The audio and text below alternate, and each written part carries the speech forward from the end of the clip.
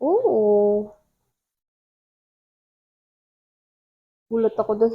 Gusto ko yung kilay ko talagang taas na taas, yung parang gano'n. Kaya yan, this is for me. Oh my gosh, napo-form na niya agad. Ano ninyo, yung difference. Diba?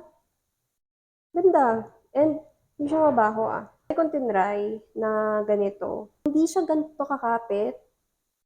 Tapos, ang feeling ko na ganito kakapit is yung soap. Kung naalala nyo, umuso yung dati, bumili ako noon, yung soap. Pero, ang hassle yung gamitin. Ito, at least, igaganon mo lang, tapos gaganon mo, tapos na.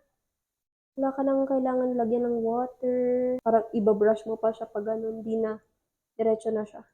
Kung gusto ninyong malinis yung makeup ninyo, lalo dito sa brows, ito na yun. Pero mag-clean up naman ako ng aking brows. So, kung gusto niyo malaman yung aking concealer, punta lang kayo sa aking account. So, ito, galing to sa boyfriend ko kasi hindi talaga ako mahilig bumili ng makeup for myself. Ang tagal ko talagang pag-isipan bago ko bumili. So, binilhan niya ako nitong eyebrow gel from Fashion 21.